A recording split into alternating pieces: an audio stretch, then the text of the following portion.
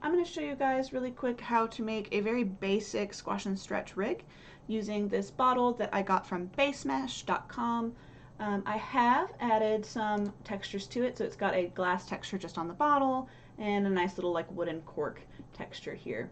To do this, it's not very complex, but there are some specific buttons that you want to make sure you press so that you have the best rig possible. So first off, I'm going to make sure that both of these items are combined. So I'm just going to go mesh combine, and then I'm going to go ahead and freeze its transformations, delete its history, and go ahead and reset its pivot just in case it's shifted. Something I also like to do before I start the actual rig process is make sure my shape actually has a nice name so I know what I'm looking for. So I'm going to call this bottle, and now we can get started actually making the rig itself. So I'm going to come over here to curves, and I'm going to make a circle, and I'm just going to make it large enough I can see it. The placement for this can be on the bottom, in the middle. You don't want it too much in the top. For me, I'm just going to lift it a little bit. And to give it some more depth to this circle so it's not just a plain circle, I'm going to make it just a little bit bigger, and then I'm going to come in here to control curve points. Control vertex. And I'm just going to select every other I'm going to select every other vertex here.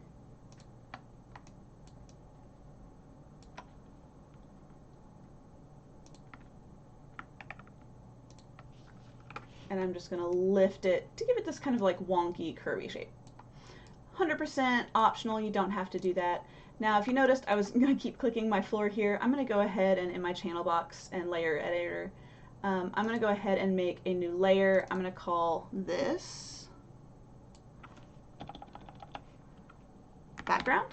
That way if I add any other elements to it, I can just add them to this layer, and I'm going to go ahead and just lock it so I can't click it. I also have a skybox here. I'm also just going to add that. I'm going to right click, add object, so now I can't click anything but my curve and my bottle.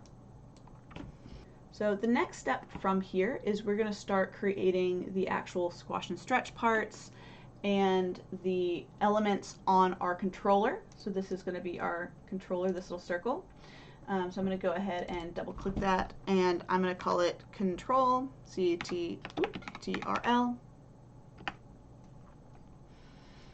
The naming here can be very personalized. You just want to make sure that if you hand it off to somebody else that the naming would make sense. And I'm going to go ahead and take that bottle and just middle click and drag that into the control. We're going to be adding a lot of stuff to the bottle, but we want to make sure it's in the control. That way when we move the control, it moves with it.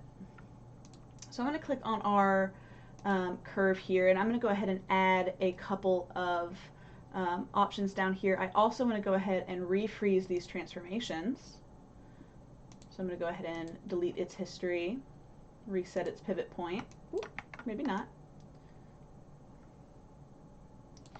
We're going to set this bottle's pivot point. I'm going to hit D on the keyboard. I'm going to bring it down to the bottom, and then I can't really see the very bottom here, so I'm just going to temporarily hide this plane with Control H, flip upside down, grab this, hit D again, and then pressing and holding V, I'm just going to grab it, and it's going to snap to these center points. So you can see I have my pivot here now set to the bottom of my bottle. The controller is just going to be nice in the middle between the two shapes. So with that control selected, I'm going to come up here to modify and then go all the way down to add attribute. Now this is where things they're not super complicated, but the nomenclature is a little bit more important. So I'm going to go ahead and do long name, squash, and stretch. Did not spell that right. And then I'm going to override with a nice name and just make sure I pop in a nice little space there. All of these other settings are perfectly fine. We don't need to change them. I'm going to go ahead and click Add.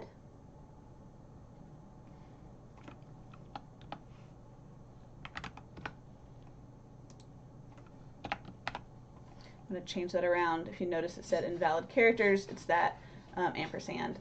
So I'm going to hit Add. So now we have over here on our curve. So now I've got squash and stretch. All right, so now we're going to add a bend because we want to have this rig be able to bend right or left to indicate personality. And because it's just one word, we don't really need an override nice name, so I'm just going to hit Add. And then we're going to do a bend rotation. And I am going to do an override nice name, and it's going to be bend rotation. Hit OK. So now we have squash and stretch, bend, and bend rotation. So how these are going to work is we are going to attach a squash and stretch to this, and then a bend, and then we are going to add a specific node for the rotation of that bend. So first thing is I'm going to grab my bottle, and we're going to go ahead and start adding these deformers. So I'm going to come up here and change from modeling to animation, and we're going to go deform and come all the way down to nonlinear, and I'm just going to tear that off with these double dotted lines so I don't have to keep reopening the same menu. And we'll do squash first because we added it first on our control. So I'm going to click squash, and I'm going to go ahead and just go into wireframe mode just so I can see how the handle is interacting. And all of our information is going to be in our channel box under this squash. If for some reason it isn't popping up, you might have to just click the word squash. So our envelope, if we click on the word, come over here and click, you can see that it's not going to do anything. The factor is actually what's going to make it squash and stretch. Now if you notice it's squashing and stretching from the center, we don't want that. So what we're going to do is scroll down a little bit and change that low bound to 0 and this high bound to 2. What that's going to do is say, hey, we want to start our bend from this bottom point and go all the way up through the top. Now if you notice it's jumping out of my shape, I'm just going to click W for our move tool and just move that back down. You might have to go into side view to double check that it's enveloping your entire shape.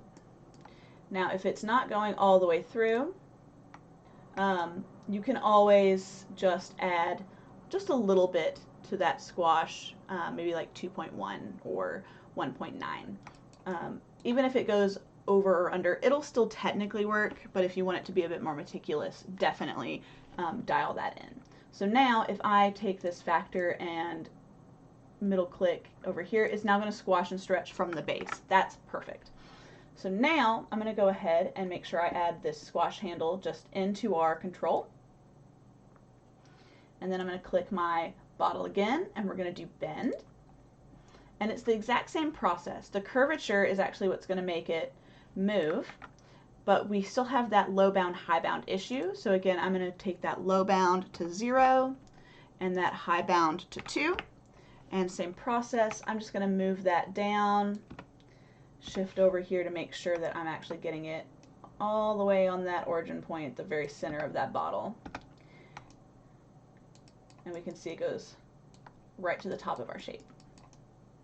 So now if we take this curvature middle click, it's going to move from the bottom, which is perfect.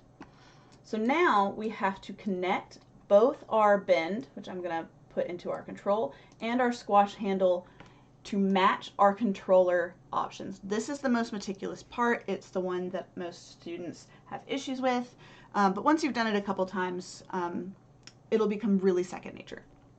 So I'm going to go ahead and close this nonlinear right here. We don't need it. And I'm going to go over to Windows, to General, and we're going to do Connection Editor. And this is going to bring up this window here. Now, this is the more complex part just because you have to be aware of what you're clicking and what you're refreshing, but the actual connecting them part isn't too bad. So I'm going to make sure that my control is my left, and we're going to scroll all the way down and make sure we're seeing our squash and stretch, our bend, and our rotation. Now, I'm going to shift this a little. We're not going to be able to see our mesh for a minute. That's okay, because we want to make sure we can see this channel box. So I'm going to do squash and stretch first. So I'm going to click my squash handle, and you can't just go ahead and reload right. You actually want to make sure you click the squash over in your channel box. Otherwise, you're not going to be able to find factor. So now I'm going to hit reload right. And because our squash and stretch is based off that factor, I'm just going to make sure squash and stretch is clicked, and then I'm going to click factor. And they're automatically going to be connected. So now I'm going to go to bend, and then I'm going to click the bend handle and do the same thing. I'm going to click this input for bend 1, and we're looking for the curvature for our bend.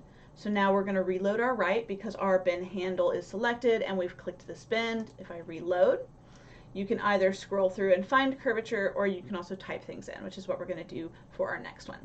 So I've got bend selected, I'm going to click curvature, now they're automatically connected. Now the last one, when I go to control, is that bend rotation.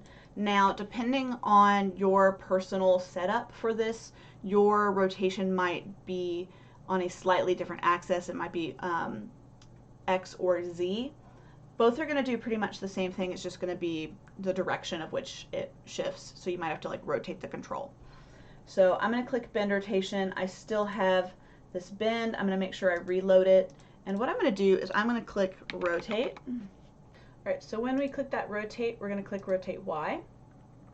And then now if we test this out on that bend rotation, you can see the top is all that moves. So I'm going to go ahead and take all of these back to 0, and then we're going to test them out. So squash and stretch, up and down, perfect. If we do our bend, bends forward and backward, but if we want it to go side to side, we'll take that rotation and do it like this.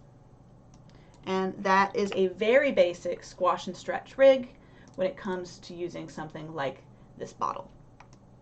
I hope this helps.